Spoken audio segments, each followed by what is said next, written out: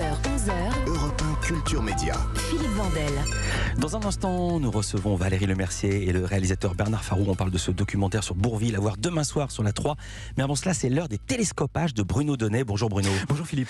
Tous les jours, Bruno, vous observez ici la fabrique médiatique. Et hier soir, vous êtes tombé sur une opposition de style tout à fait spectaculaire après les propos va-t-en-guerre de Vladimir Poutine.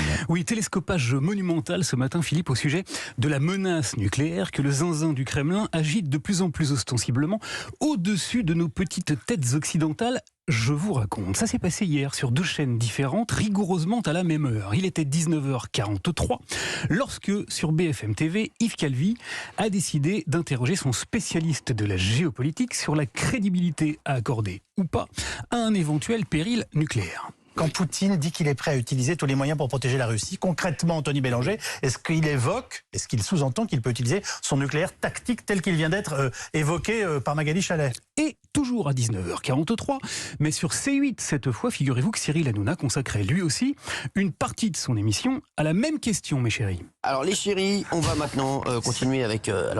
C'est difficile de dire le buzz du jour, mais c'est vrai qu'on voulait revenir sur cette déclaration très inquiétante du président russe Vladimir Poutine qui a annoncé ce matin une mobilisation partielle des Russes en âge de combattre. Alors sur BFM TV, c'est un journaliste très capé et grand connaisseur des questions internationales, il s'appelle Anthony Bélanger, qui s'est attelé à la question. Et sa réponse fut sans embâche. À nous écouter là ce soir, j'ai l'impression que tous les Français vont partir aux abris. Il y a loin de la coupe aux lèvres. Le chroniqueur a considéré que les menaces de Poutine, c'était du pipi de chat, et il avait pour ça des arguments extrêmement convaincants. C'est ce qu'on appelait la grammaire de la dissuasion et la grammaire du conflit nucléaire dans les années 60-70. Ce n'est même pas la première fois dans l'histoire que les Russes brandissent l'arme nucléaire. Ils l'ont fait en 62, en Chine, ils l'ont fait en 60 dans la crise de Cuba. Ce n'est pas la première fois. Il faut raison garder. Le hic, c'est que sur C8, cette fois, Cyril Hanouna avait convié lui aussi un interlocuteur tout à fait crédible et parfaitement convaincant. Sergueï Girnov, un ancien espion russe devenu spécialiste des stratégies géopolitiques de son pays et dont les publications font référence. Or, hier soir, au moment où BFM TV n'était pas inquiète pour deux ronds, Sergueï Girnov a déclaré ceci.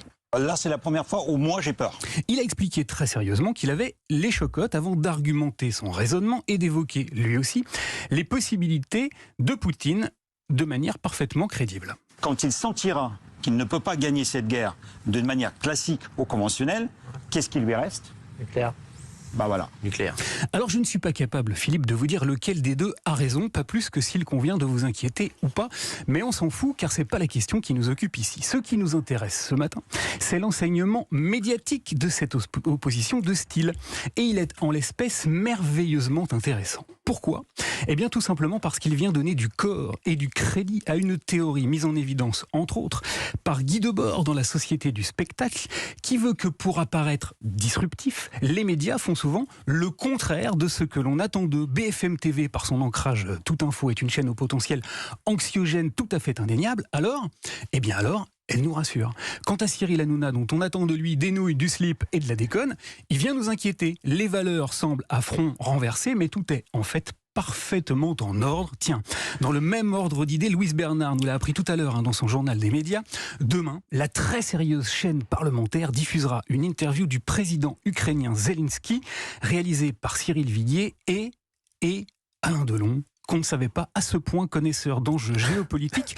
La Société du spectacle, cher Philippe, a de beaux jours devant elle. Très très belle analyse. Merci beaucoup Bruno Donnet.